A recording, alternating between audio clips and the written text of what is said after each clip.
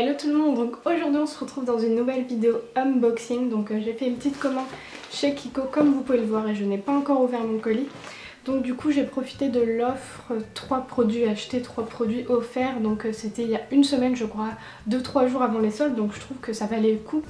Et là aujourd'hui on est le 23, donc du coup ça fait un jour que les soldes ont commencé et les soldes de Kiko ne sont vraiment pas intéressantes. Le maximum je crois que c'est moins 30%, moins 50%, donc c'était vachement valable de le commander à ce moment là.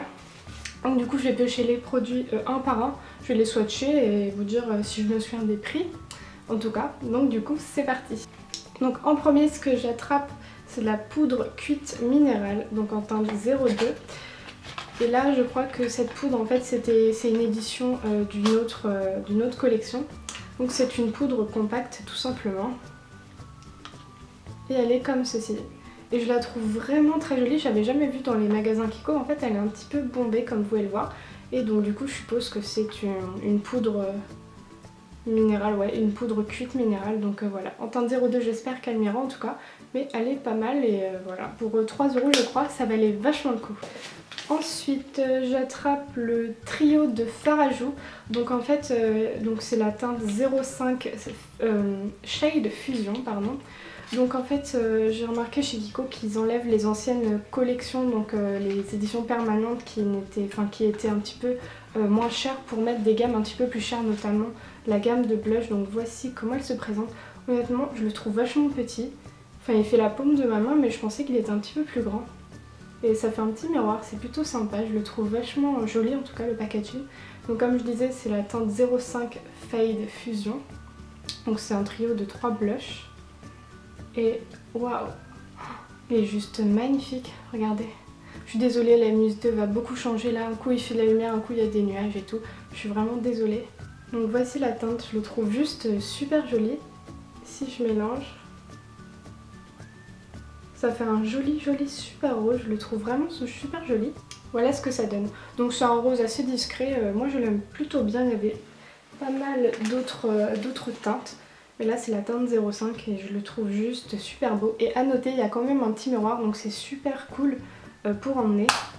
Et le packaging est aimanté comme vous pouvez le voir. C'est juste, il est juste super mignon. Ensuite j'attrape une base top coat en fait, donc encore une fois des nouvelles gammes. Donc voici comment il se présente, il est tout violet et en fait c'est une base qui blanchit les ongles, parce que des fois je ne mets pas de base en fait quand j'ai un peu la flemme de mettre des vernis, enfin quand j'ai un peu la flemme de mettre une base plutôt, et c'est vrai que mes ongles ont tendance à prendre la couleur du vernis s'il est de mauvaise qualité.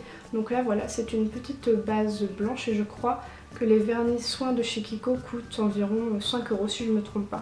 Ensuite j'attrape un fard crème, donc un Metallic Shine. Donc là c'est de la collection Rebelle Romantique, mais comme ils faisaient des promos, voilà, donc c'est une ombre à paupières crème. Et c'est la teinte 04. Donc je suis vraiment désolée, les produits vont vraiment être pris un petit peu à l'arrache comme ça, en fonction de ce que je trouve dans le paquet. Et oh, il est vachement joli. Donc en fait c'est un fard qui est tout bleu comme ça, tout bleu nuit. Et je le trouvais vachement sympa, notamment en ratil inférieur. Donc tout, on va swatcher. Il est super pigmenté. Oh, c'est dingue cette lumière, ça change trop, ça m'énerve. Donc voilà à quoi ça ressemble et waouh, il est super pigmenté, je sais pas si vous allez voir d'ici. Mais il est vachement joli, c'est un bleu nuit juste super sympa. Et j'adore les fards crème en fait, parce que quand vous avez un petit peu la flemme le matin, vous pouvez le mettre au pinceau ou au doigt, c'est juste nickel. J'attrape ensuite un deuxième fard crème, toujours de la même collection Rebelle Romantique, sauf que là c'est la teinte numéro 06. Et en fait c'est un petit taupe je crois. Ouais, c'est un petit taupe un petit peu gris, donc il est assez métallique je trouve. En swatch. Il est super lumineux, il attire vachement la lumière, il est super sympa. Il est génial.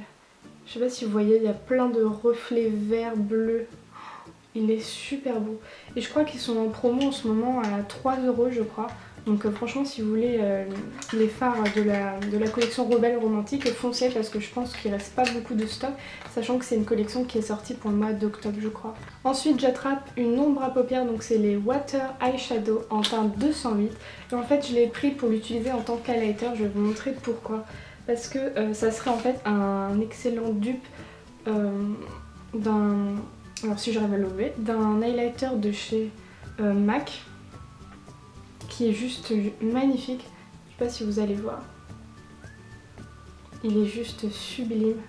En fait c'est un doré qui... c'est un vrai doré quoi. Et il ressemblerait apparemment beaucoup à l'highlighter de chez MAC, donc c'est pour ça que je l'ai pris. Et si je vous fais un petit swatch... Oh, la pigmentation c'est un truc de dingue. Donc je vais le mettre là. Il est super pigmenté, je sais pas si vous allez voir, il est ici.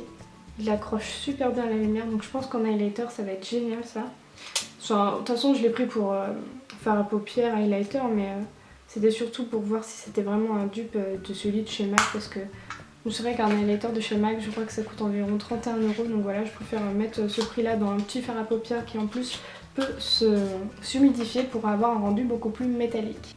Ensuite j'attrape encore un fard à paupières crème, mais là de la gamme permanente, donc c'est le Cream Crush et c'est la teinte numéro 03. Donc j'en ai commandé 4 je crois et j'en avais entendu pas mal parler. Le pot est juste géant. Et là c'est la teinte 03 du coup. Et voici à quoi il ressemble. Donc c'est un petit peu un bordeaux et je crois que celui-ci il est complètement mat. Ah oui, c'est un vrai fard crème. Il est comme ceci. Et en swatch, voilà ce que ça donne. Donc c'est vraiment un fard assez bordeaux mais vachement sympa. Et je crois qu'il s'estompe en fait au fur et à mesure, donc ça devient mat après. Et j'avais super hâte de les tester parce que j'avais entendu vraiment beaucoup de bien de ces fards là. Ensuite j'attrape un bronzer de la gamme permanente, c'est le Flawless Fusion. Et elle est en teinte 01. Donc c'est exactement le même packaging que le blush que je vous ai montré précédemment, sauf qu'il est beaucoup plus grand comme vous pouvez le voir. Il prend vraiment l'ensemble de ma main. Et il est juste waouh. Encore avec un petit miroir, donc ça j'aime bien. Donc voilà, j'ai pris le plus clair, donc je pense que ça ira. Je vous le swatche pas parce que de toute façon c'est un bronzer. En tout cas je peux vous dire qu'il est mat et il a coûté environ 10 €. Et toujours le packaging super aimanté, il est juste magnifique. Un autre fard crème, donc le Cream Crush pardon, et cette fois-ci en teinte 01. Donc là c'est un fard qui est assez irisé je crois et qui est un petit peu beige, donc voilà, pour le coin interne pardon, ça pourrait être sympa. Et pour le swatch, voilà ce que ça donne. Ah ouais, il est super lumineux, je sais pas si vous allez le voir, il est ici. Il est un petit peu doré en fait et il accroche pas mal la lumière, donc c'est super. Il est super joli. Et donc c'est la teinte 01. Ensuite j'ai vraiment voulu tester le Mixing Solution. Donc en fait c'est à ce qui paraît, c'est un dupe du Fix Plus de chez MAC. Donc je vais vous montrer comment ça se présente. Et c'est super grand. Donc voilà, apparemment ça serait pour mélanger tout ce qui est pigment etc. Mais vous pouvez également l'utiliser pour humidifier votre pinceau. À utiliser par exemple avec la Water Eyeshadow pour rendre vraiment le rendu métallique et faire tenir les fards. Donc voilà. Donc c'est une ombre à paupières en poudre libre, donc voilà, c'est aussi pour faire tenir les fards. Je pense que ça peut s'utiliser en base aussi pour les rendre beaucoup plus longue tenue. Un dernier fard à paupières crème de la collection Rebelle Romantique, et là c'est le fard 03, donc toujours de la collection Metallic Shine. La lumière dans cette vidéo c'est horrible. Et donc cette fois-ci c'est un taupe, donc c'est la couleur 03, je sais plus si je l'ai dit. Et voici comment il se présente. Donc il est un petit peu foncé mais il est super sympa. Donc en fait la texture des métalliques de la collection Rebelle Romantique est plus poudreuse que les fards à paupières crème de la collection permanente. Donc voilà le taupe et je vais le mettre juste à côté. Donc voilà, il est ici. Donc il ressort un petit peu rouge à la caméra mais en fait il est assez marron avec de légèrement irisé je dirais. Et je trouve que les packaging sont vraiment très très jolis. Je trouve que le haut un petit peu gris et là sur les côtés les petits dessins c'est vraiment super mignon. Encore un produit de la collection Rebelle Romantique. Donc là c'est le fard à joues, c'est la teinte 01 Velvety Peach.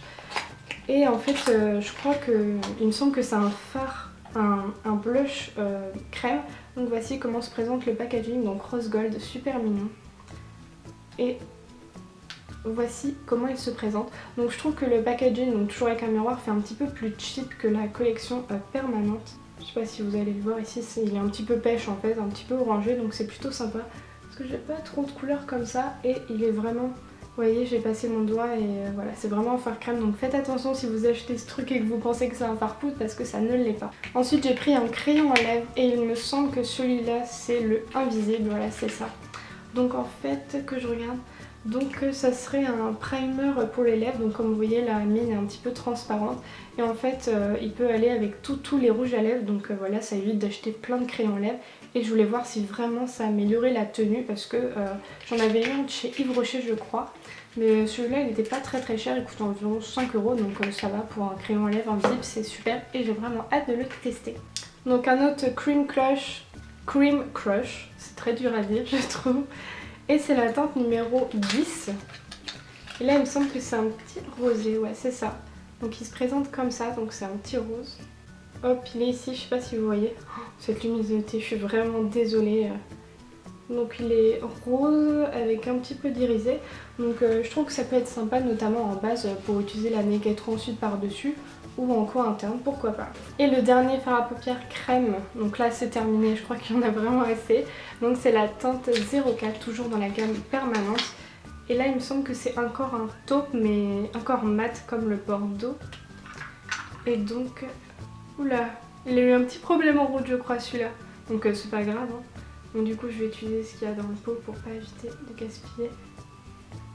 Donc voici comment ça se présente. Je trouve ça assez bizarre comme texture parce que c'est un petit peu liquide en fait quand on le touche. Donc si on n'est pas du tout habitué comme moi, il faudra un petit peu de temps je pense d'adaptation. Et voilà où il est. Donc c'est vraiment un taupe. Donc je crois que en creux de paupière c'est juste génial en tant que base pour après bien estomper les autres fards. Il va être super bien pour cette utilisation. Donc ensuite j'ai voulu essayer en fait une base pour paupières illuminatrice de chez Kiko parce que j'utilise une Urban Decay mais voilà j'ai envie un petit peu de changer.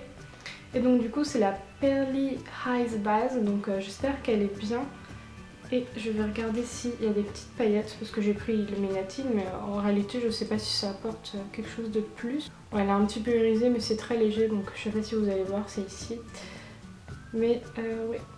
Elle laisse un petit peu de paillettes donc c'est pas non plus énorme. Je pense que la base sans être illuminatrice aurait été très bien, mais pour accentuer les fards un petit peu irisés, je pense qu'elle est bien pour ça. Donc ensuite j'ai commandé un crayon à lèvres de la gamme Smart Lipstick en teinte 700.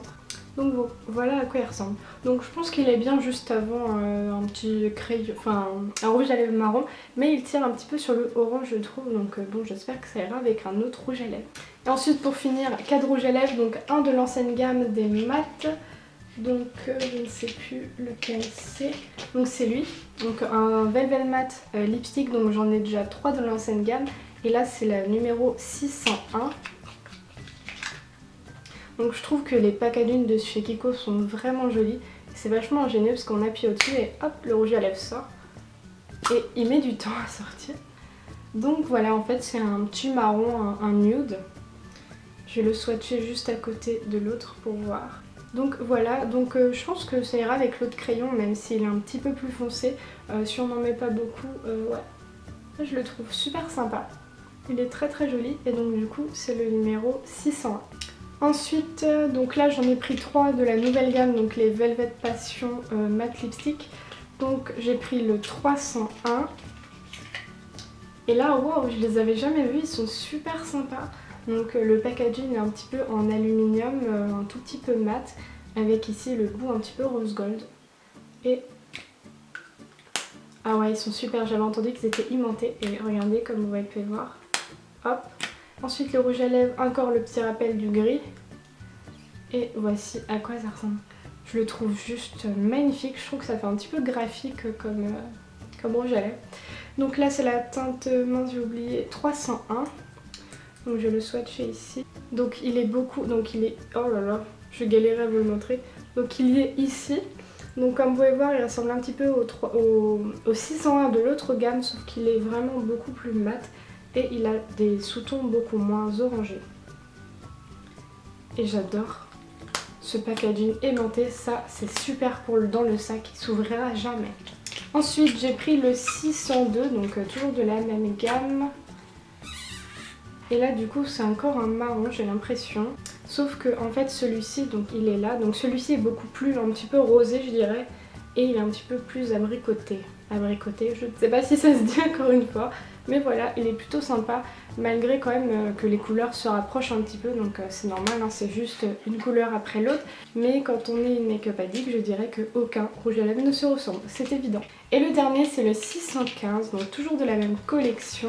Et là il me semble que c'est un petit peu en bois de rose. Ouais, c'est ça, il est super sympa celui-là. Je crois que c'est mon préféré. Je vais vous dire ça tout de suite. Ah ouais, il est super sympa.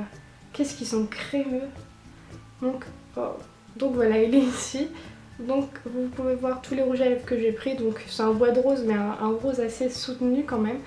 Mais il me semble pas que j'ai des couleurs comme ça. Enfin en tout cas dans les Kiko, il ne me semble pas. Mais voilà, j'adore ce packaging. Et ben voilà, ce big haul est terminé j'ai envie de dire, et j'ai des swatchs un peu de partout, j'ai intérêt de faire attention et de me nettoyer avant de toucher quoi que ce soit. Donc j'espère que ce haul vous aura plu en tout cas et que vous aurez peut-être aimé ce que je vous ai montré. Moi en tout cas je suis vraiment ravie des produits Kiko, c'était vraiment tous les produits que je vous ai montrés, j'en ai testé aucun, sauf par exemple le crayon à lèvres, j'en ai déjà un autre de notre gamme, le rouge à lèvres c'est pareil, mais vraiment c'est toutes des nouveautés pour moi.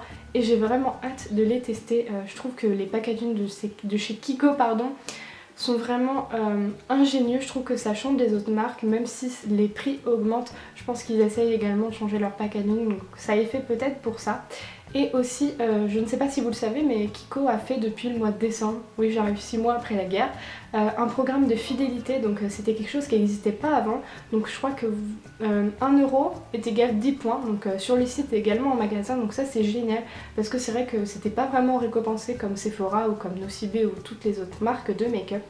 Donc voilà, je vois que là la vidéo dure 25 minutes, je suis désolée et désolée pour cette lumière pourrie, il fait chaud, le soleil est là, mais il fait trop chaud. Donc voilà, il n'y a pas de juste milieu en fait. Quand je tourne une vidéo, il faut qu'il fasse chaud, il faut qu'il y ait une mise de pourri. Mais bon, il fallait que je vous filme cette vidéo, donc voilà, 1000 excuses. Donc sur ce, dites-moi ce que vous avez acheté pour les soldes parce que je posterai cette vidéo demain, donc pour vous aujourd'hui vendredi, et les soldes auront commencé, donc du coup je vous laisse avec une prochaine vidéo. Salut! In a dark room we fight, make up for our love.